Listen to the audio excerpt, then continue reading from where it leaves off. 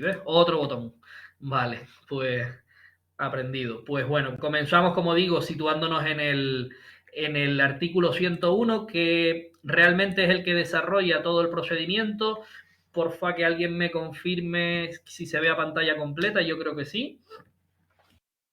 ¿Se ve bien? Vale, perfecto. Bueno, pues este artículo es el que regula el 101, ese proceso monitorio. Si se fijan, nos lo meten en la sección quinta del mismo título primero, después justo del ordinario, pues bueno, para completar esas reclamaciones de cantidad.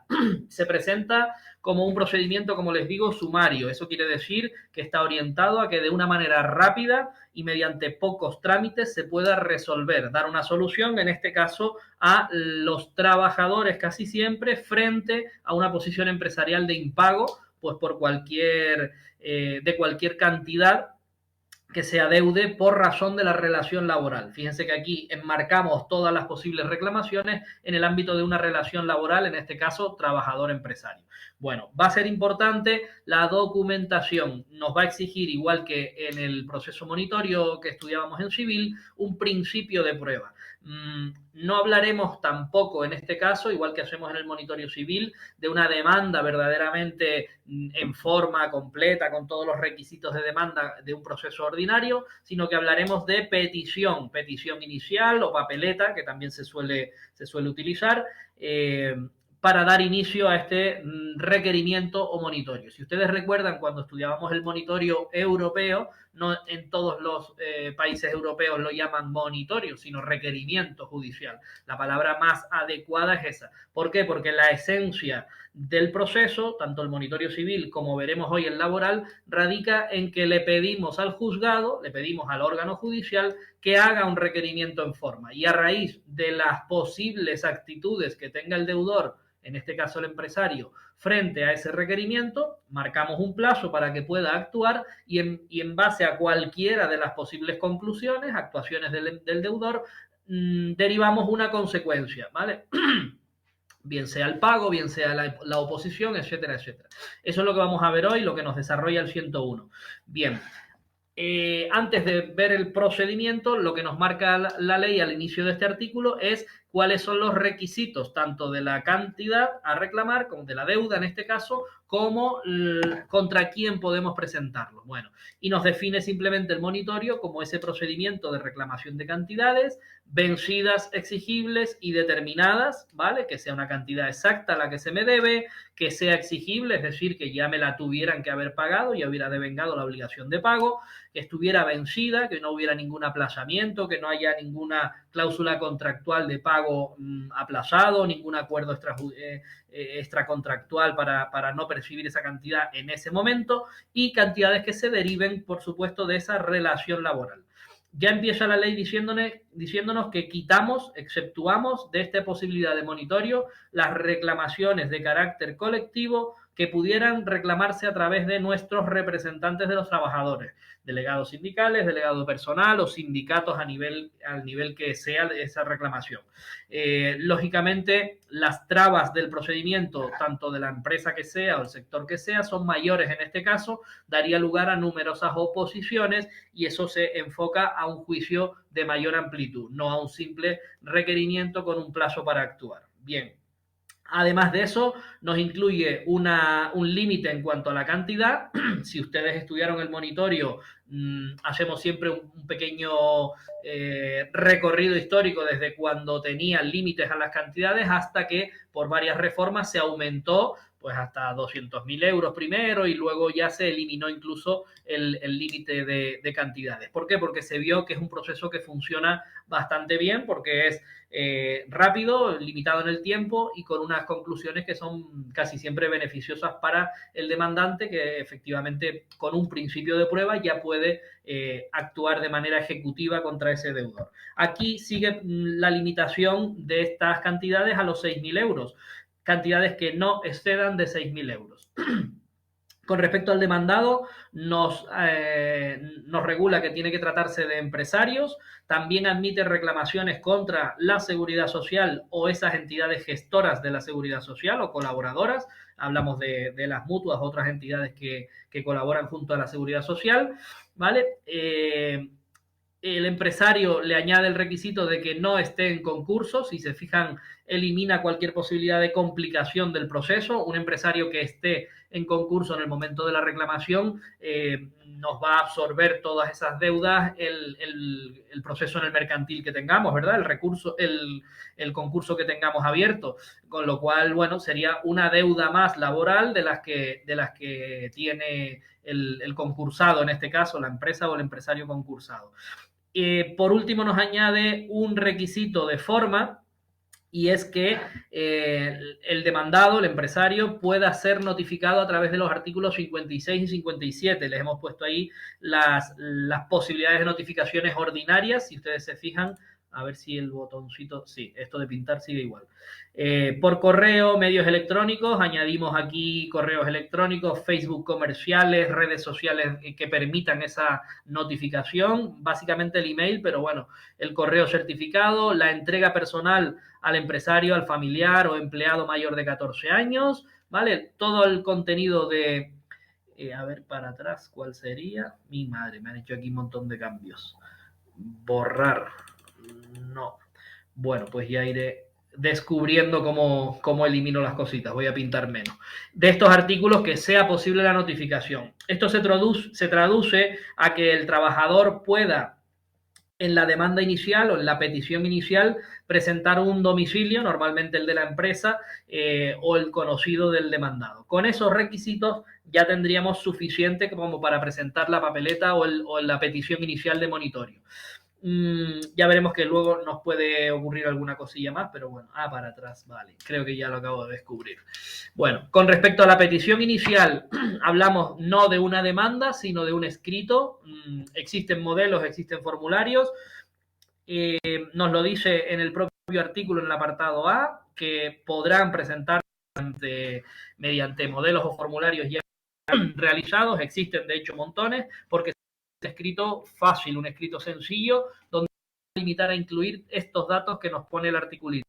Por supuesto, la identidad completa, ahí nos habla pues de todos los datos que tenemos que tener, el empresario, la identificación fiscal, domicilio, dónde se localiza, dónde podemos comunicar con él, bueno, pues todo eso, incluyendo teléfono si lo tenemos, la identificación tanto del demandante como trabajador, como el demandado como empresario. Añadiremos un detalle y desglose, fíjense que son dos cosas distintas. Detalle es detallar, enumerar, y desglose es conceptuar cada una de las cosas, ¿vale? Todo lo que me debe, por qué me lo debe y dónde me lo tiene que pagar, ¿vale? Hablamos pues de nóminas impagadas, complementos que no se pagan, algún plus que esté pactado o no, hablamos de horas extraordinarias, ¿vale? ¿Cuántos son el dinero que se me debe? Las cuantías en concreto, deberemos especificarlas y normalmente lo que se hace es el sumatorio, ¿vale? De tales cantidades, por lo tanto, tanto. Pero todo esto bien especificado. Y sobre todo, adjudicarlas a distintos periodos, si es la nómina de tal, si es el plus de Navidad, si es lo que sea, ¿vale? Intento esto, bien, descubierto. Por otro lado, todo eso, claro, en documentos que posea el trabajador, desde la nómina, el contrato, aportando todo lo que posea. Otros documentos que hagan prueba o principio de prueba, ¿vale? No tiene que ser prueba fehaciente, de la relación laboral con el empresario y, por supuesto, de la deuda que se reclama. Y un último documento que se aportará junto con la petición, que es el intento de conciliación previa o haber intentado una mediación. Como digo, se pueden utilizar los modelos que existen, tanto aprobados por el Consejo como por ahí. Uy, me fui más allá de lo que debía. Vale. Bueno, si todo esto fuera correcto, lo que va a hacer el juzgado una vez que lo reciba, el letrado de la administración, como siempre en estos casos de presentación de la demanda, la registrará, la repartiremos en el juzgado que corresponda, llegará a la mesa del funcionario que le toque y el letrado ya habrá comprobado si se dan o no, si se han cumplido o no estos requisitos. Añadimos un plazo para subsanar, ¿vale? No cabe la inadmisión por falta de estos requisitos, sino que daremos un plazo previo de subsanación de 4 días. En base a si se subsana o no se subsana, pues la petición, el proceso monitorio se admitirá a trámite. Si complementamos, pues, por ejemplo, falta el contrato, usted me habla de que tenía un contrato con este señor, pero no lo aporta. 4 días para que lo aporte y si no, Si no lo subsana, o también en los supuestos en que no fuera posible esa subsanación, algún supuesto en el que pues no quepa acreditar esos requisitos, dará cuenta al juez, que será el que resuelva sobre la admisión o no a trámite de ese monitorio. Nada cambia en este caso con las normas generales del monitorio, es muy similar, ¿vale? Cambiamos un poco la deuda, el origen de la deuda y cómo se documenta, pero básicamente la mecánica general, los pasos mecánicos son iguales. Aquí hemos añadido obligatoriamente un intento de conciliación y mediación previa. Bueno, pues nos lo aprendemos así y no hay más problema.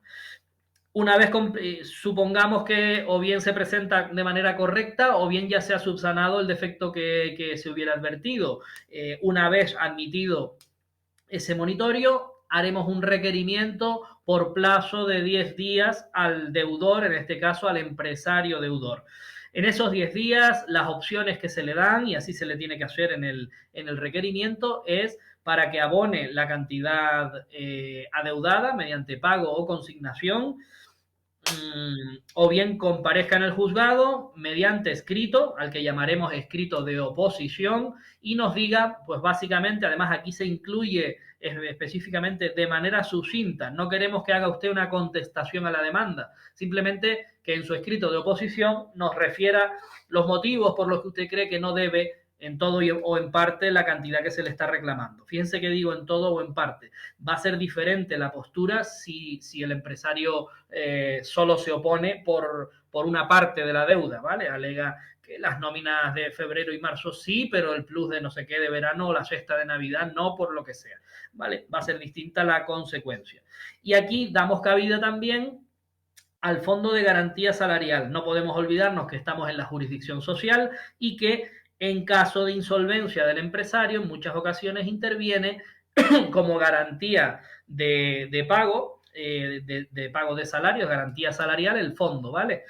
A este fondo le vamos a dar traslado, no le vamos a requerir. Una de las preguntas trampa en este monitorio es, ¿se requerirá al empresario y al fondo de garantía salarial por plazo de 10 días? Mal. ¿Vale? Esa respuesta no es correcta. El requerimiento es solo para el deudor. Ustedes acuérdense del monitorio civil. ¿A quién requerimos? Al deudor. Pero es que aquí tenemos como si fuera el escudo o la red por si se cae el empresario en insolvencia, que el trabajador no quede desnudo y sin dinero, ¿vale? Que haya una cobertura, una garantía por parte del fondo. Lo que hacemos es darle traslado de la petición que ha hecho ese trabajador. ¿Para qué? Pues para que actúe en consecuencia el Fondo de Garantía Salarial. Le podemos dar esos 10 días para que manifieste si está conforme, si no está conforme, si procede o no procede, si se opone, porque también el Fondo de Garantía va a tener esa posibilidad. Imagínense que es una deuda ya saldada. El Fondo de Garantía Salarial va a poder oponerse en ese sentido. Oigan, yo no voy a asumir una responsabilidad cuando ya está esto pagado. Me da igual lo que haga el empresario, pero yo esto no cubro ni garantizo nada porque ya está saldado o porque es patente que no se debe, lo que sea, ¿vale?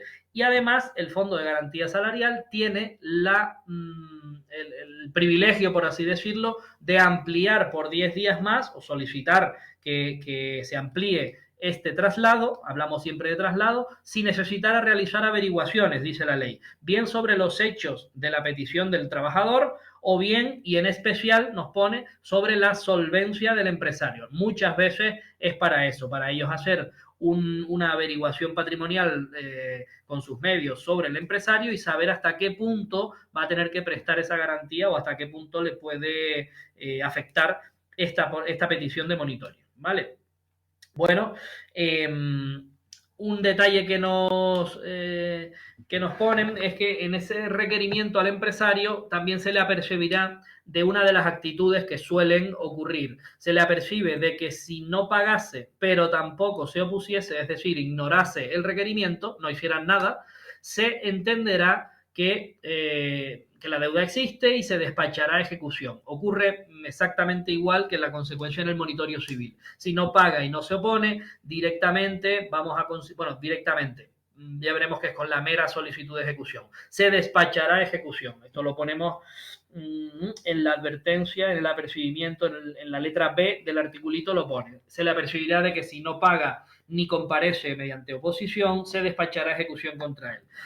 ¿Es una ejecución directa? Se plantea siempre esa duda como se planteaba en el monitorio. Veremos que aquí se le da la vía libre al trabajador una vez se dicte ese decreto de archivo, ahora lo veremos, para que inste la ejecución y simplemente con la mera solicitud ya daremos lugar a una ejecución, en este caso laboral, ¿vale? Por las normas del 97, del 127 y siguientes. Bueno, otra cosita que también se plantea dudas con respecto al monitorio civil es si cabe o no cabe el requerimiento por edictos. Hemos dicho que uno de los requisitos iniciales es que se pueda notificar mediante los medios de los artículos 56 y 57, que no nos incluyen el requerimiento por edictos, ¿vale? 56 y 57 se refiere solamente a correo certificado, correo electrónico o entregas bien al demandado, al familiar o al empleado mayor de 14 años, 56 y 57. Por lo tanto, se excluye el requerimiento a través de edictos. Yo pregunto para todos en qué procedimiento, en qué juicio monitorio, ya les estoy dando una pista, se admite el requerimiento a través de edictos. ¿En qué materia o en qué procedimiento monitorio concreto se admite ese requerimiento por edictos? Vale. Este va para allá, este va para allá. Bueno, hemos dicho que hay traslado al fondo de garantía por el mismo plazo y ampliable si necesitan. ¿Contestaron? Te contestaron en la ley de propiedad horizontal, está bien. Vale. Juanvi, la comunidad de vecinos y comunidad de propietarios en el procedimiento civil puso Conchi. Entiendo que se está refiriendo al monitorio por... Efectivamente, pues muy bien todos. En el monitorio, frente a deudas o frente a otros conceptos de la comunidad de propietarios. Efectivamente, se aplica el artículo 21, si no me equivoco, de la ley de propiedad horizontal, que establece incluso las consecuencias para las costas procesales, ¿verdad? Bueno, pues sí, en ese caso, ese requerimiento, si no fuera posible por la forma ordinaria o agotando esas vías, podemos acudir al requerimiento a través de edictos. El edicto, para los que estamos empezando, no es más que una publicación.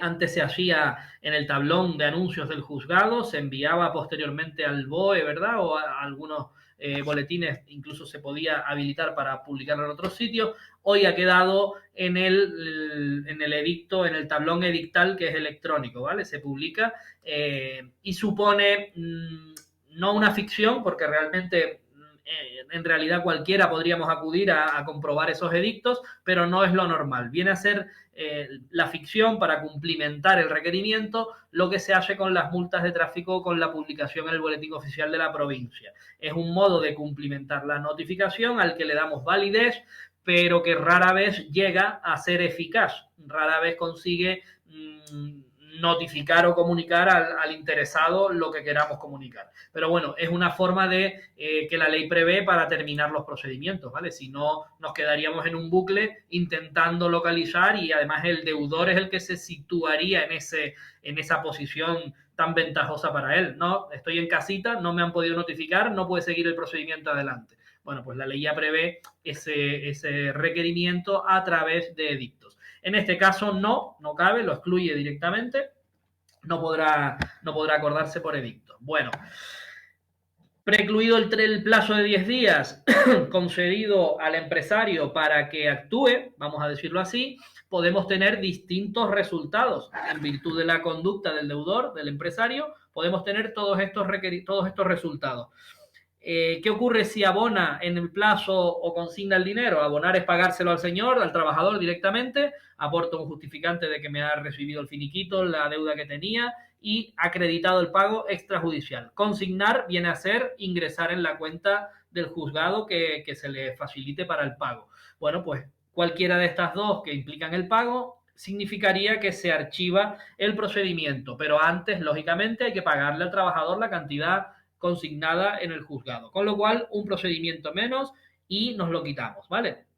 ¿Qué ocurre? A medida que vamos avanzando se van complicando, lógicamente, las posibilidades. Si no hay pago ni oposición, tal y como le hemos advertido, ni el empresario ni el fondo de garantía han presentado oposición y transcurridos los 10 días tampoco han pagado. Bueno, pues en este caso dictaremos un decreto del letrado de la administración, dando por terminado el proceso y fíjense, nuevo traslado al denunciante para que inste despacho de ejecución. Nos dice incluso el artículo que basta la mera solicitud. Entonces, si nosotros pensamos un poquito cómo despachamos ejecución frente a títulos judiciales, también nos ocurre lo mismo. Con la mera solicitud del despacho, el despacho de ejecución supone pedirle al tribunal que incoe un procedimiento de ejecución, es decir, que dicte su auto y a continuación el decreto con las medidas concretas de averiguación patrimonial o directas de ejecución, ¿vale? Pedirle directamente. No necesitamos una demanda completa ejecutiva como si presentáramos un hipotecario, ¿vale? No. Necesitamos una mera solicitud dirigida al mismo órgano que ha dictado, en este caso, el decreto. Y a partir de ahí se va a admitir esa ejecución.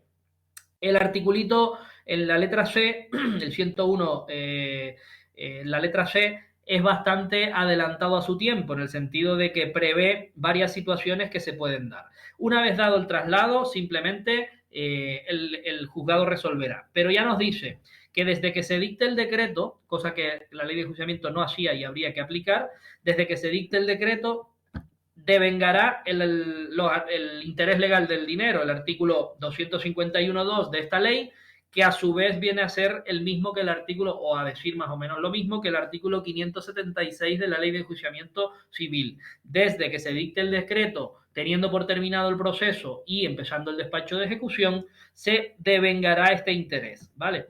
Y también nos prevé otra situación. Contra ese auto, una vez que se incoe la ejecución, ¿vale? Supongamos que el trabajador pone su monitorio, el empresario y el Fogasa no dicen nada, pero tampoco pagan y se dicta un decreto. Yo pido que se abra la ejecución y efectivamente el juzgado empieza la ejecución. ¿Cómo lo va a empezar? Por auto del juez despachando ejecución, eso es lo primero. Bien. ¿Contra ese auto se puede recurrir? Pues parece que no, pero nos dice que lo que sí se podrá hacer es oponerse, ¿vale? Y una de las causas que va a poder utilizar el empresario es alegar que no hay notificación efectuada, ¿vale? O sea que cuando estemos en un social nos toque llevar monitorios, deberemos agotar muy bien la notificación para el requerimiento, porque si no, cuando eso avance hasta ejecución y se admita, nos podemos encontrar con una oposición basada en que nunca se notificó el requerimiento al empresario, ¿vale? Y esto lo prevé expresamente, ¿vale? Bueno, y incluso nos añade que, sobre todo por si gestión lo quiere apuntar, los que vayamos a gestión, en esa ejecución abriríamos obviamente el incidente de oposición y lo resolveríamos. ¿Por qué resolución se le pone fin? Con un auto que diga si prosigue la ejecución, ¿vale? O si bien queda sin efecto la ejecución porque hubo un defecto en la notificación del requerimiento en el monitorio, ¿vale? Se permite. Si ustedes han llevado monitorios civiles, es muy común que venga al cabo de los años, cuando ya está la ejecución en marcha, y por ejemplo le embargas una cantidad en la cuenta al señor que ni saben de lo que viene. Y entonces al informarle, se acuerdan de que hace 10 o 15 años compraron en la teletienda un colchón o un juego de cocina, unas baterías de cocina, lo que fuera, y que nunca lo pagaron y que ya no saben si eso se lo entregaron o no se lo entregaron. Pero eso, claro, le pusieron un monitorio que les llegó de aquella manera, se les notificó o no se les notificó, y ha ido caminando hasta ejecución. Y ya tenemos la ejecución directa. En este caso, en el laboral, van a poder oponerse el empresario por falta de notificación del requerimiento. Contra el auto que resuelva ese incidente, cabe recurso de suplicación. Bueno, y por comentarlo, si queremos, se interpondrá en 5 días, daremos traslado por 10 y se resolverá en 10 días, ¿vale? Podrá señalarse deliberación y se dictará sentencia si procede, vista en el plazo de 10 días. Todo eso en lo que es el trámite del recurso normal y corriente, ¿vale? Bueno, tampoco volverse muy locos, ¿vale? Nos queda un detalle más en esta posición, tener en cuenta qué ocurre si caemos en insolvencia posterior, ¿vale? O en situación de concurso. Me refiero a posteriores al monitorio. Con el Te monitorio pregunta, ya... te pregunta Yaisa, que qué Sí. plazo es el de la oposición. El plazo para oponerte, si yo no me equivoco, son 10 días. Creo que son 10 días, sí, igual que Sí. el... Tendríamos que irnos a la ejecución y al plazo de oposición, pero juraría que son 10 días, porque se coge... déjame ir aquí, ejecución, solicitudes, plazo para la ejecución... Tiqui, tiqui, tiqui, tiqui, tiqui, tiqui.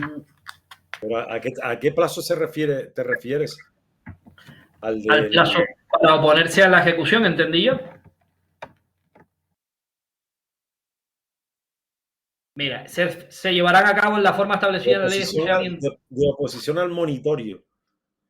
Ah, de oposición al Pero de monitorio son oposición 10 al días. monitorio es Sí, igual sí. que en civil. El mismo plazo, el mismo plazo que le damos de 10 días para pago es para Exacto. oposición. Sí, El igual que... plazo, Sí, sigue, eh, Frank. un momento, aquí. Requerimiento. Se le dan 10 días para que pague o comparezca y alegue por qué no debe. Aquí realmente le estamos diciendo que o paga o se opone. Y le advertimos que si no paga y no se opone, pues la consecuencia será el despacho de ejecución. Por lo tanto, el plazo tanto para pagar como para oponerse es el mismo. ¿Vale? Son los 10 días que le da el artículo 101. Y en civil, el monitorio de civil, En civil es otro plazo ¿qué y en plazo? monitorio europeo es otro Ah, plazo. exacto. En ¿Se civil son 20 acuerdan? días. En civil y en el monitorio europeo, como decía aquel político, y la europea. 30, dice Juan. Bien, pues sí, estoy de acuerdo. Bien, como les decía, si después de dictado el decreto, terminando el monitorio, con lo cual el trabajador ya va a poder poner en marcha su ejecución particular para que le pague el empresario, pero después cae en insolvencia o cae en un concurso, ¿vale? Es el apartado de el auto que hemos despachado de ejecución nos servirá a lo mejor no para continuar la ejecución, porque me la absorbe el concurso que se ha declarado, pero sí nos va a servir como garantía o título bastante para los fines de garantía salarial, según la deuda que sea o cualquier cosa. Y nos dice un detallito que, bueno, lo podemos explicar, pero no tendrá eficacia de cosa juzgada, ¿vale? Excluirá un posterior juicio con el mismo objeto, es decir, lo que se ha declarado que me debes en ese decreto ya está claro, pero si se discute en el marco de un concurso sobre la deuda general y mi deuda está afectada, sí que se va a poder dejar sin efecto y me obligará a ir al concurso, ¿vale? Esa es la base de este articulito que puede ocurrir. Bueno, tampoco es muy relevante esto, sino bueno, porque lo tengan claro del artículo. Tercera conducta posible del empresario. Yo recibo el monitorio y digo, bueno, pero si este señor es que dejó de venir a trabajar los últimos 15 días y ahora me los está reclamando y él se fue, no, yo no le debo nada. ¿Vale? Voy a formular mediante escrito de oposición una oposición, ¿vale? Le digo al juzgado dentro de esos 10 días que no pago, pero es que no pago porque no lo debo, ¿vale? O por el motivo que sea. Lo tengo que escribir y alegar. En ese caso, vuelve la pelota, por así decirlo, mediante un traslado por 4 días al actor, al trabajador, al demandante, que aquí es el peticionario realmente. 4 días, ¿para qué? Para que por esta causa no hemos ido porque lo vamos a discutir, tiene usted que presentar la correspondiente demanda, ahora sí, con todos los hechos, con toda la forma, con todos los documentos, con la solicitud de prueba, con el intento de conciliación, con la solicitud de señalamiento de los trámites correspondientes de conciliación y juicio, y voy a tener que ir a juicio a demostrar que se me debe o no. Es decir, vaya usted por el camino largo del proceso que corresponda, ¿vale? Nos manda la ley al juzgado de lo social. Como ven, cualquiera de las actitudes de respuesta al requerimiento va a terminar de una u otra manera lo que es el monitorio. ¿Vale? Puede que mediante este traslado de 4 días abramos otro procedimiento, pero el monitorio como tal ya ha cumplido su misión de requerimiento. Bien, otra posibilidad es que realmente, aunque nos hayan designado un domicilio o una delegación de la empresa o un correo electrónico, lo que sea, no se haya podido notificar en forma, ¿vale? Le devolveremos esa comunicación, le daremos un traslado al actor también para presentar demanda, porque ya sabemos que uno de los requisitos es haber notificado en alguna de las formas que nos prevé la ley en general.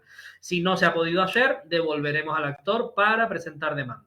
Por eso es muy importante en la papeleta, en la petición, indicar todos los posibles domicilios. Incluso se suele hacer, designo el domicilio de la empresa, cito en tal sitio. Si no, la sucursal de Las Palmas en tal sitio. Si no, la casa del dueño de la empresa, imagínense. Si no, ¿vale? De manera subsidiaria, el correo electrónico de la empresa en Tenerife, lo que sea. Y si no, vayan ustedes a la sede central, a tal sitio, y entréguenlo, ¿vale? Todos los posibles domicilios, porque el juzgado va a tener que ir a todos ellos. Bueno, por último, si solo se opone en esos 10 días el empresario aparte de la deuda, ¿vale? Le estamos reclamando 1.000 y él solo se opone a 350. El resto lo reconoce o lo admite como cantidades adeudadas, ¿vale? Ante este reconocimiento, el demandante podrá pedir que por auto el juzgado le considere que esa cantidad sea deuda y lo que se dicta es un auto que ya permite directamente ir a ejecución. Con esa resolución judicial, mediante la mera solicitud, vamos a abrir la ejecución por esa parte reconocida. Lo que sobre, si pasa el plazo y no hay oposición, lo mismo, tendremos que ir a una demanda en el social por la cantidad que falte, ¿vale? De cualquier manera, termina el juicio monitorio, en este caso por un auto, acogiendo parte de la cantidad reclamada, pues porque ha sido reconocida. ¿Cómo se hace este reconocimiento? Puede venir en el escrito de oposición, ¿vale? Oigan, no reconozco porque no debo en todo la cantidad que me reclaman, debo solo en parte, ¿vale? Pues esa parte viene a ser ya directamente ejecutable cuando se dicta el auto del juzgado, ¿vale? Bueno, del monitorio no hay nada más que saber. Un requerimiento, un juicio monitorio y no nos tiene que dar complicación ninguna. Es bastante utilizado en el social y bueno, pues da solución a todas estas pequeñas, vamos a decir, deudas que pueden quedar, sobre todo cuando finalizan las relaciones laborales, se extinguen los contratos o cuando hay algo ocurre con la empresa y bueno, pues se rompe esa relación laboral de alguna manera y quedan esos flecos o esas cantidades no muy grandes, ¿vale? Aunque bueno, hasta 6.000 euros pues es dinero también. Pero bueno, le damos un cauce rápido mediante un requerimiento y atendemos a la conducta del deudor para darle una u otra solución. ¿Vale? Pues finiquitado eso, entramos en la última parte de la ley de jurisdicción social. El título segundo nos habla de las modalidades procesales. Advertir lo que hemos venido advirtiendo ya en varias ocasiones. Nos va a regular hasta 11 modalidades procesales. Ahora las vamos a ver enumeradas, no vamos a entrar en detalle con todas, pero decir que no regula el procedimiento completo desde forma de la demanda hasta sentencia y su recurso, ¿vale? Pasando por todos y cada uno de los trámites del proceso, no. ¿Por qué? Porque lo primero que nos vamos a encontrar en una disposición general separada de todas las modalidades y aplicable a todas ellas es que cogemos las normas del proceso ordinario para todo lo que no esté específicamente previsto en la correspondiente modalidad procesal, ¿vale? Lo que no esté en el despido disciplinario que vamos a ver hoy, lo mandamos o lo regulamos, lo buscamos en las normas del procedimiento ordinario. Eso es la aplicación supletoria o subsidiaria de las normas del proceso ordinario. Como digo, son hasta 11 modalidades. Se basa la especialidad de esto en la materia que tratan, obviamente. Son materias que requieren alguna especialidad porque no es lo común, no es el sota, caballo y rey del proceso ordinario y hay que introducir matices o artículos que dan, que incluso pues, llegan a invertir la carga de la prueba en algunos supuestos, distintas especialidades, ¿vale? Bueno. Si les parece, empezamos con las disposiciones generales del artículo 102 y luego hacemos un recorrido por todas las que tenemos. No vamos a verlas todas, sino las más relevantes, ya lo hemos dicho, pero sería conveniente, repito una vez más, por lo menos leer y entenderlas todas por si acaso las preguntas se salieran de de lo que nosotros machacamos, por así decirlo. Miren, el artículo 102 contiene una disposición general que lo que nos va a hacer es completar las especialidades y los artículos que regulan las modalidades. Lo primero, lo que ya hemos dicho, se aplican las normas del proceso ordinario, salvo que en estas disposiciones tengamos algo distinto o que añada o quite a la norma general. A continuación nos habla de qué ocurre cuando presentamos una demanda por una de las 11 modalidades y o bien no es vista la materia y viste las peticiones que se hacen en esa demanda, no es esa modalidad procesal, sino otra, o bien no es una modalidad procesal y debemos acudir al procedimiento ordinario. No vamos a intentar, o sea, vamos a intentar no inadmitir, vamos a intentar subsanar y en su caso vamos a interpretar, el juez va a interpretar cuál es la modalidad. Por lo tanto, la norma, la disposición general lo que nos dice es que sin vincularse el tribunal a la modalidad que ponga la demanda, bien sea despido colectivo, bien sea una reclamación de salarios de tramitación, bien no, lo hayamos puesto como vacaciones, conciliación de la vida laboral y familiar o cualquier otro tipo de despido objetivo, ¿vale? Nos hayamos equivocado o lo hayamos interpretado mal, en cualquier momento se va a poder transformar o reconducir a la modalidad que corresponda o al procedimiento que corresponda, con la única salvedad de que se deberá completar el trámite correspondiente. Si nos falta un traslado a las partes o nos falta incluir al fondo de garantía o nos falta conceder un plazo para lo que sea, porque el trámite nuevo lo requiere, lo corregiremos, ¿vale? Completaremos los trámites que procedan. ¿Atendiendo a qué? Atendiendo a la petición, ahí dice la naturaleza de las pretensiones, pues hombre, si es claro que lo que estamos haciendo es una extinción por causas objetivas o por causas organizativas y nos hemos equivocado y hemos metido un despido improcedente, nos va el tribunal a reconducir. Dime, Seo. Aquí te pregunta, Yaisa, pero mi pregunta es que, ¿qué plazo se le da en la ejecución para presentar oposición a la ejecución? ¿Es de 10 días? Exacto. Sí, sí, mirando en la ley. Te digo por qué, Yaisa. Es 10 días. Vete al 239.4 y dice: contra el auto, el órgano jurisdiccional despachará ejecución siempre que concurran los presupuestos y requisitos procesales. El título ejecutivo no adolezca de ninguna irregularidad formal y los actos de la ejecución que se soliciten sean conforme con la naturaleza y contenido del título. Sí. Contra el auto que resuelve la solicitud de ejecución podrá interponerse el recurso de reposición, en el que, además de alegar las posibles infracciones en que hubieran de incurrir la resolución, eso es el recurso, y el cumplimiento e incumplimiento de los presupuestos y requisitos procesales exigidos, podrá deducirse la oposición a la ejecución despachada, aduciendo pago o cumplimiento documentalmente justificado, prescripción de la acción ejecutiva u otros hechos impeditivos. Pero el plazo no lo pone ahí. No, y yo no recuerdo. Sería el plazo que tienen para recurrir en reposición, entiendo.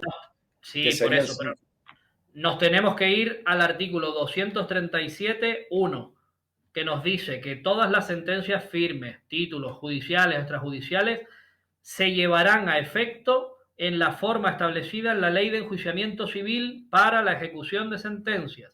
Esto es lo que nos dice que nosotros, para ver una norma que no tenemos aquí ninguna especificidad, ¿vale? En cuanto a la oposición, no hay una norma específica, ¿vale? Ahí nos habla de que contra el auto cabe reposición, ¿vale? Pero no nos dice el plazo para interponer la oposición.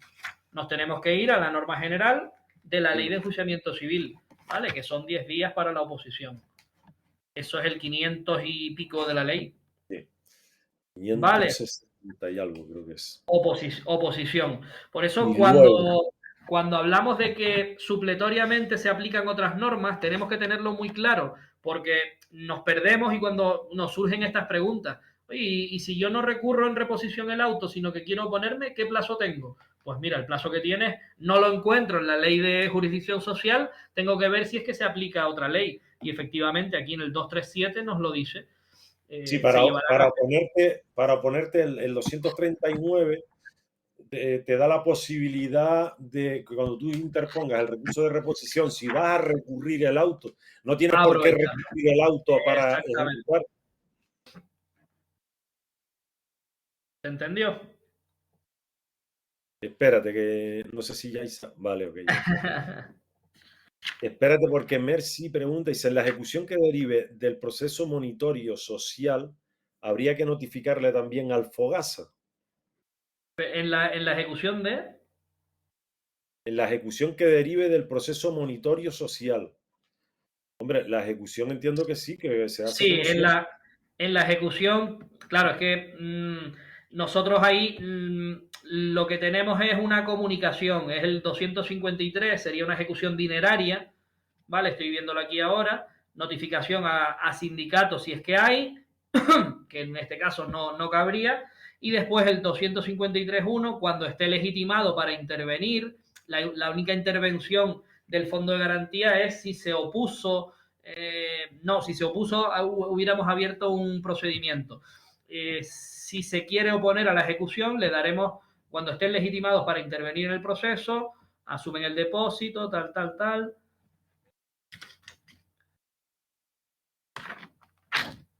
Transacción, normas sobre ejecución colectiva, no. Simplemente partes y sujetos aquí.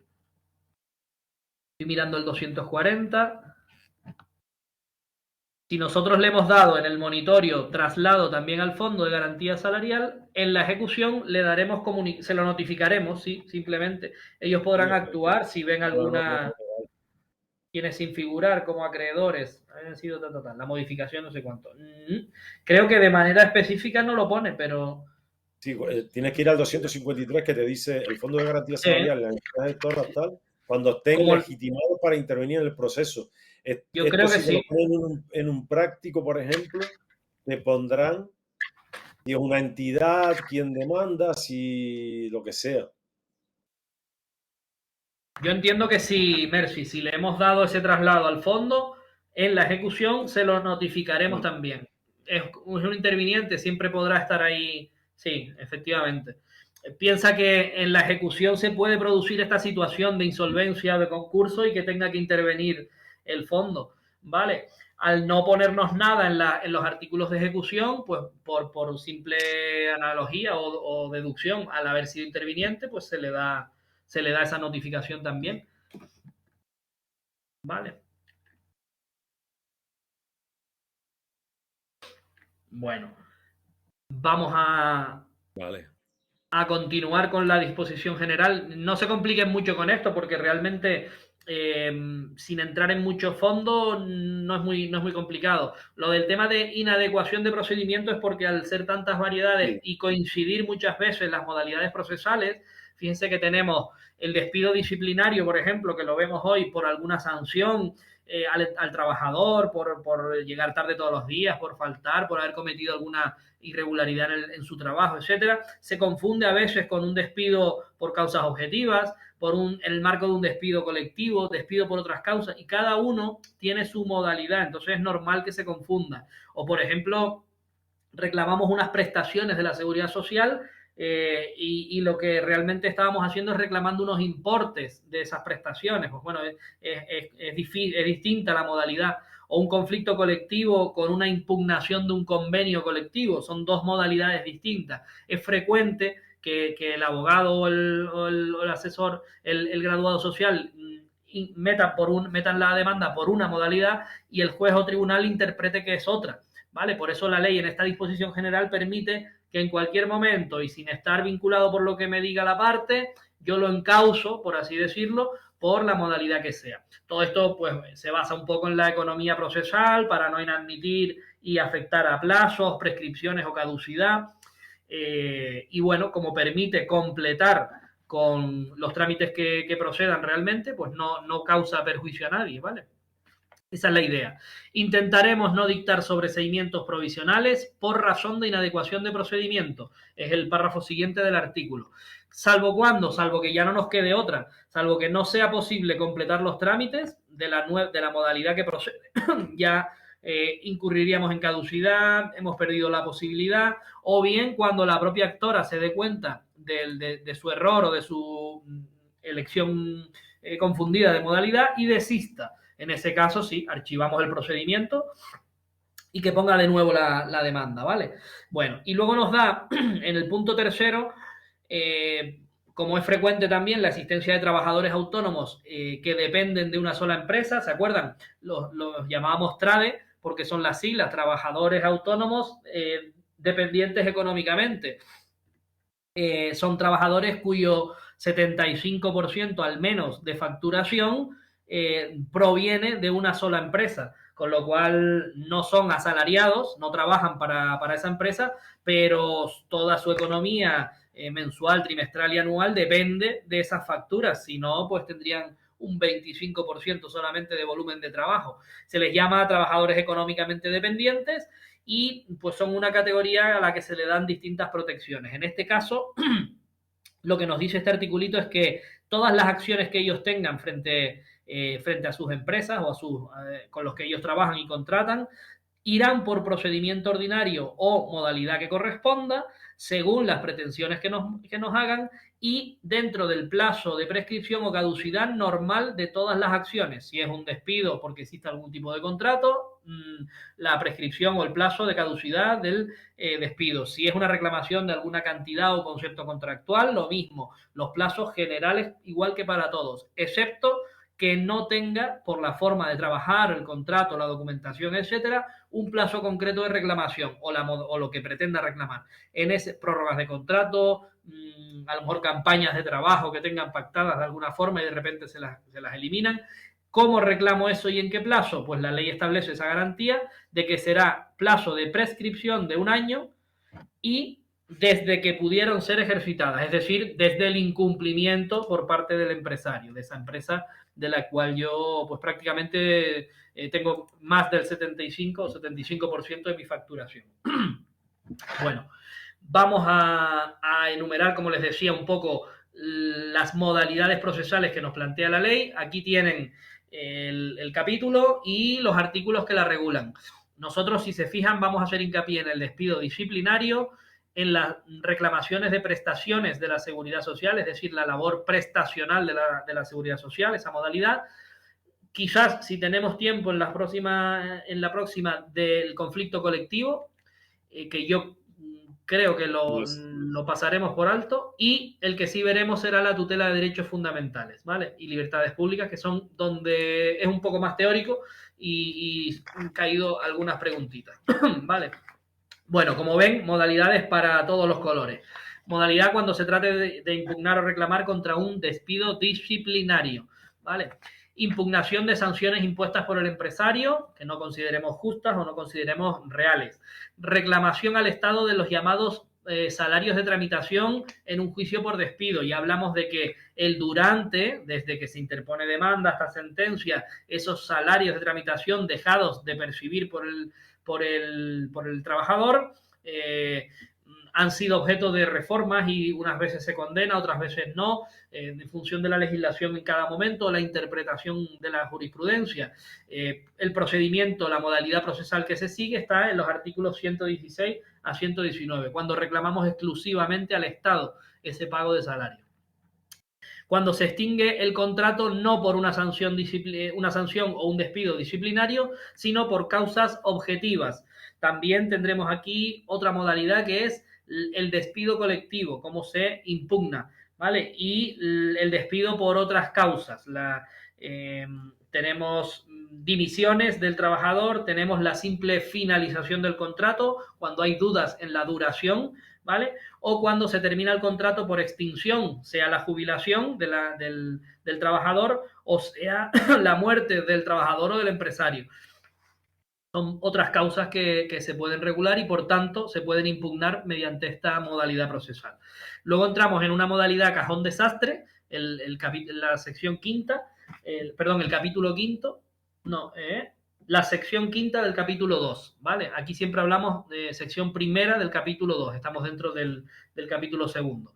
Pues hablamos de distintas materias que regulan estas modalidades procesales, la misma, en cuanto a vacaciones, materia electoral, movilidad geográfica, modificaciones sustanciales del contrato, del horario, cuestiones de conciliación de la vida laboral con la vida familiar. Pues bien, estos articulitos nos regulan las especialidades en esa modalidad. Con respecto a las prestaciones de la Seguridad Social, pues bueno, el capítulo sexto nos regula estas modalidades, artículos 140 a 147. El procedimiento de oficio o la impugnación de actos administrativos de carácter laboral, ¿vale? El carácter administrativo, actos de las administraciones, pero que tienen relevancia en las relaciones laborales. O la parte de seguridad social no prestacional, cuando son el pago de prestaciones, o el pago de subvenciones o de pensiones de todo tipo, desde la jubilación a la... Sí. Perdona, Fran. Todo ese articulado que ven ahí, eso tal cual está, lo tiene Fran ahí en la diapositiva, es un tema de gestión. O sea, nosotros tampoco podemos entrar, cuando digo nosotros, ustedes sobre todo, o sea, entrar a desglosar todo ese articulado. Hay artículos que yo, mira, por ejemplo, en la próxima semana de todo eso se van a estudiar el 101, el 124 y el 147, específico, porque eso realmente está muy relacionado con civil y no creo que a auxilio y tramitación le vayan a poner un práctico de laboral, laboral o de vacaciones. Si acaso un despido, ese es el único que no. O el ordinario, pero todo ese desglose que tienen ahí, no se pongan a estudiar todo eso porque se los va a hacer eterno. O sea, hay que aprender también a descartar un poco de materia. Sí, y eso se hace estadísticamente con exámenes de años anteriores. O sea, eso, todo, donde más entra laboral y contencioso es en gestión. Gestión. Sí, en el tipo test sí que nos van a ir preguntas de laboral, preguntas de contencioso seguro, del orden de 2 o 3, pero más relacionado con la parte primera esta que hemos dado, del artículo 1 al artículo 103, creo que es la parte general de todo laboral. O sea, sí, nosotros hay que también entraremos...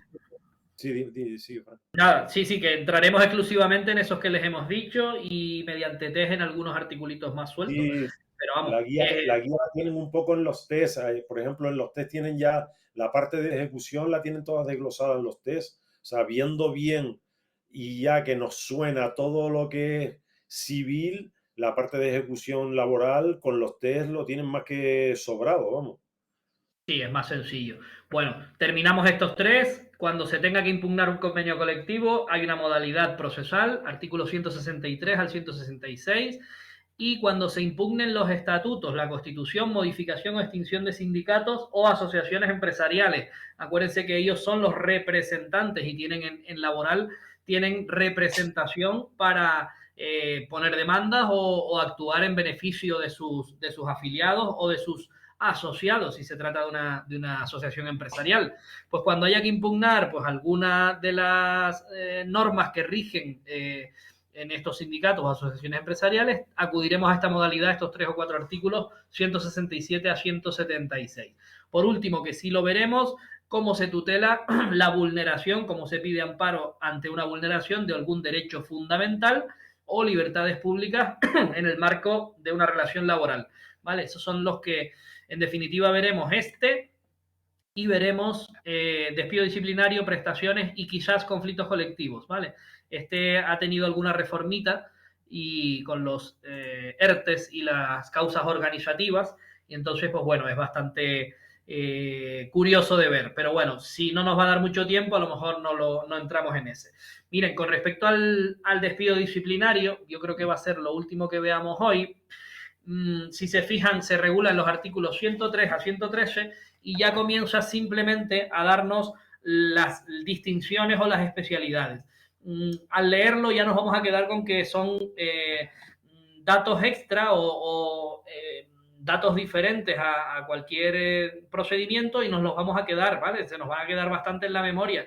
Despido disciplinario, plazo para interponer la demanda, pues desde que se produzca, ¿cuántos días voy a tener? Sabemos que son días hábiles, me lo pone específicamente, 20 días hábiles, Es un plazo, por tanto, de caducidad y son los 20 días siguientes a que me despidan, ¿vale? Un despido disciplinario, a mí me echan porque dicen que yo he tenido una pelea con otro compañero en horas de trabajo, dicen que me han abierto un expediente disciplinario que implica el despido o separación de mi servicio y me echan sin derecho a nada y tal. Y yo no estoy de acuerdo con eso. Bueno, pues entonces voy a presentar mi demanda solicitando, ya veremos la calificación del despido. Un despido siempre va a poder ser procedente, si está bien hecho, cumple todos los requisitos que establecen las normas laborales, básicamente el estatuto de trabajadores. Va a ser improcedente si no las cumple no ha incurrido en un fallo tan grave como para declararlo nulo, ¿vale? O podrá ser efectivamente nulo si ha cometido alguna de las infracciones que ahora veremos, ¿vale? Eso es importante aprenderlo. De resto, hay otros tipos de despidos que pueden dar lugar a otras consecuencias en el marco de despidos colectivos o algo así, o expedientes de regulación de empleo, los ERES y los ERTES, pero básicamente lo que hacemos al reclamar frente a un despido, que nadie estamos libres de que nuestro jefe nos eche, ¿verdad? Porque eso es una vía de hecho, por así decirlo. Eso ocurre y ya está. No me dejan entrar en mi empresa al día siguiente y yo estoy de hecho despedido. Otra cosa es que yo interponga la demanda y entonces sí, entonces finalmente el juez dirá, ese despido fue improcedente o nulo y la consecuencia por sentencia es pues desde la readmisión hasta la indemnización, en fin, lo que ya hemos estudiado y conocemos, que vamos a repasar. Miren, 20 días hábiles para interponer demanda. Quitamos los sábados, quitamos los domingos y quitamos los festivos en la sede del órgano, ¿vale? Un festivo tendremos que atender a dónde estamos presentándolo, igual que en el cómputo de plazos civiles, ya está eso equiparado a civil. ¿Qué ocurre si no sé muy bien para la empresa que trabajo? Imagínense que yo trabajo a través de una empresa de trabajo temporal que hoy me llama para la fábrica de yogures Danone, mañana me llama para instalar unos stands para una convención, pasado me llama y yo realmente pues no sé muy bien para quién trabajo y voy meses y meses así trabajando. Se produce el despido disciplinario y yo no sé muy bien contra quién tengo que reclamar, no sé quién es mi empresario. ¿Vale? Si hay error o no sé muy bien quién es, la ley nos da en este articulito una posibilidad de o bien entablar nueva demanda con independencia de la que haya puesto mal o contra empresario desconocido, imagínense, o también a ampliar la demanda. Oye, que me he dado cuenta de que el verdadero titular de la empresa es fulanito o que la empresa que me tenía contratado y que me despidió mal es esta empresa, ¿vale? Además, da otra garantía para el demandante. El plazo de los 20 días de caducidad no transcurre hasta que conste quién es el empresario, hasta que no se hubiera hecho constancia de quién es el verdadero empresario. Bueno, a continuación la ley simplemente introduce algunos requisitos en la demanda, por lo tanto, norma general que nos dice requisitos de la demanda, artículo 80 para todas las demandas. Pues a estos les añadimos los que nos pone el artículo 104. Como pueden ver ahí, tendremos que poner la antigüedad, tendremos que poner la categoría profesional de quien reclama, el salario, el tiempo y forma de pago, si son prorrata o no a prorrata, si son 14 pagas o no, si tengo alguna otra prestación por lo que sea, por trabajo fuera de hora, todo.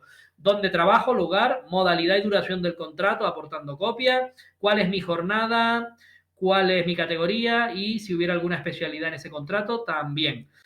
Fecha y efectividad del despido, ¿vale? Esto es de cara al momento en el que voy a empezar la reclamación.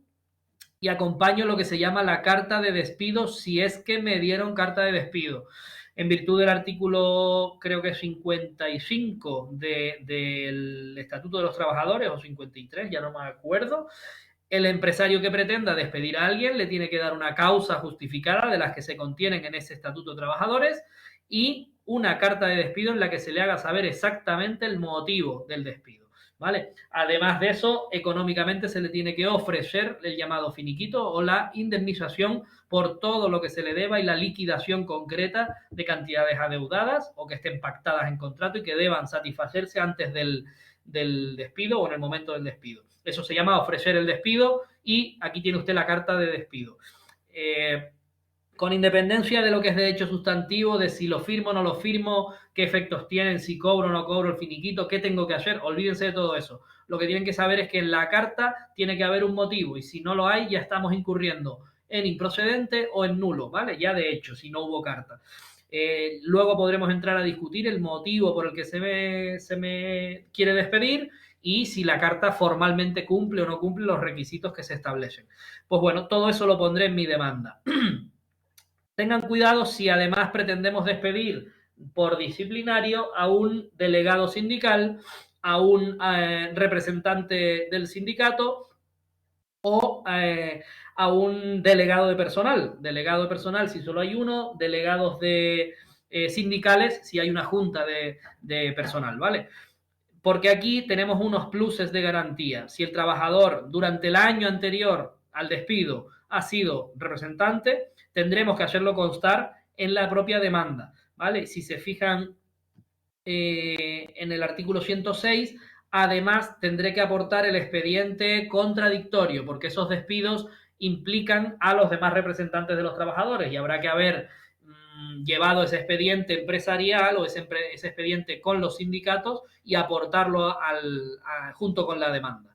Bueno, y por último, si en lugar de representante de los trabajadores es afiliado a algún sindicato, tendremos que escuchar previamente a los delegados sindicales o junta de personal si lo hubiera, ¿vale? Esos son los requisitos de la demanda que son importantes. Bueno, a partir de ahí la ley nos hace alguna otra cosas muy lógicas por otro lado. Por ejemplo, en el 106 nos habla de garantías del proceso, donde se aportará el expediente si hay un sindicato, lo acabamos de ver, si hay un despido para un miembro del comité. Y en la sentencia se harán constar todos los hechos, es decir, el juez valorará todos los hechos que le hemos puesto en la demanda, es decir, dirá cuál es la antigüedad, dirá cuál es la categoría profesional, dirá la fecha del despido y así punto por punto tendrá que ponerlo. Pues claro, pues tendrá que en los hechos probados acreditar dar por probadas todas y cada una de estas cuestiones. Pues bueno, no complicarse mucho con eso y sí ir mucho a el artículo 108, que es cómo calificamos el despido en la sentencia. De hecho, esto ya nos da un punto de la importancia de este despido. La sentencia nos va a decir si es procedente, si es improcedente o es nulo. Si se cumplen los requisitos, el señor cometió la irregularidad que fuera. Efectivamente, tuve esa pelea con el compañero, lo grabaron las cámaras, se probó y oiga, eso está regulado en nuestro reglamento. Sanción que procede, despido inmediato. Bien, eso está todo bien. Despido procedente. Ahí se supone que le hemos desestimado la demanda, no procede ni readmisión, ni procede indemnización, y usted se va a la calle igual que se fue con el despido, ¿vale? Con respecto a que sea improcedente, si no se han tenido por probados los hechos en lo que se refiere a el motivo del despido. Ahí estaríamos hablando de la improcedencia en el despido. No procede despedir a esta persona, pero puede ocurrir que haya una infracción que haya que castigar no con el despido, pero sí a lo mejor con 10 días de empleo y sueldo, ¿vale? ¿Por qué? Pues porque lo pone en el convenio que ustedes tienen en la empresa. Y no es una agresión con arma blanca a un compañero de trabajo, sino que fue un enfrentamiento verbal. Usted aprovechó esa circunstancia para quitarse de encima a un trabajador aplicándole un despido. Lo que tenía que haber hecho es castigarle con 15 días de empleo y sueldo. Vale, pues se le da la posibilidad al empresario de enmendar su decisión durante 10 días para que imponga la sanción que corresponda, previa a la readmisión, obviamente. El señor vuelve a trabajar y ahora le aplico la verdadera sanción. Si todo va bien y se la imponen, también podrá el trabajador en 20 días revisar esa propia sanción. Es decir, aprovechamos el juicio que está abierto, el procedimiento abierto, para esa segunda sanción revisarla o no. Y se llama incidente de ejecución. Abriremos como si fuera una pieza separada para ver si la segunda oportunidad del empresario le puso bien la sanción que procedía o no. Por último, nulidad, el punto segundo del 108, cuando exista algún motivo en el despido de discriminación, todas las que prevé la Constitución, raza, religión, sexo, condiciones, etcétera, etcétera, ¿vale? O en otra ley o en otra norma de rango inferior. o bien se haya producido una violación o vulneración de derechos fundamentales o libertades públicas del trabajador. En todos estos casos se declara nulo y la nulidad es una consecuencia bastante grave del despido. También una serie de casos que nos pone el 108, también nos tenemos que aprender, porque de aquí suelen coger algunas preguntitas, ¿vale? Nos habla de trabajadores que despidan cuando está el contrato de trabajo suspendido, bien por maternidad, bien por riesgo de embarazo, lactancia natural, en fin, todas esas causas que nos pone, yo no las voy a leer, pero bueno, las tienen ahí, incluso procedimientos de adopción o acogimiento, incluso paternidad. Cuando se despida directamente y por ese motivo, ¿vale? Aunque no lo diga la carta de despido, a trabajadoras embarazadas desde el inicio del embarazo hasta que comience la suspensión por la maternidad, ¿vale? En esos casos prácticamente no cabe despido, salvo alguna cuestión muy grave, y se declararía nulo completamente el despido. Los permisos de paternidad también, las excedencias que existan, ahí nos habla de varios artículos que no hay que aprenderse, o cuando se trate de trabajadoras víctimas de violencia de género que disfruten de alguna reducción de jornada por este motivo de ser víctima de violencia de género, reducción de jornada, modificación en su lugar de trabajo o reordenación del tiempo, incluso le cambian de jornada para evitar contactos con el agresor o lo que sea, bien, incluso movilidad geográfica nos dice, cambio de centro, pues bueno, no se les puede despedir por este motivo. Bueno, y por último el reintegro al trabajo tras finalizar la suspensión de maternidad, paternidad, acogimiento o adopción, ¿vale? Y en los 9 meses posteriores, acuérdense de esta coletilla de los 9 meses posteriores, esta de aquí, que alguna vez ha caído como pregunta. No solo al reintegrarme, sino durante los 9 meses anteriores. Esto viene a ser que el empresario me estaba esperando, cuando vuelvas de la baja, cuando vuelvas de maternidad, como me has hecho perder dinero, verás tú que te lanzo. Pues no, tienes un colchón de 9 meses en los que el despido sería nulo. ¿Vale? Bueno.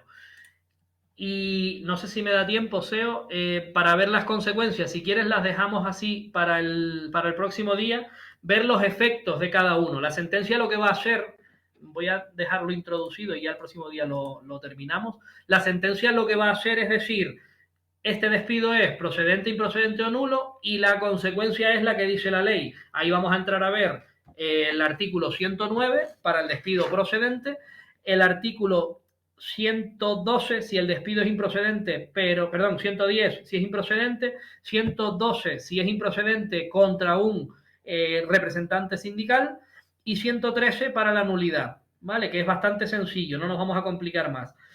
Y con eso habremos dado por terminada esta modalidad que es de las que más se suele ver. Y yo creo que el próximo día sí que finiquitamos y empezamos incluso con el contencioso. Entonces, a ver cómo lo planificamos. Voy a parar ya por aquí. ¿Cómo lo planificamos para... ¿Estás seguro? Me sale un montón de cosas nuevas. De tal.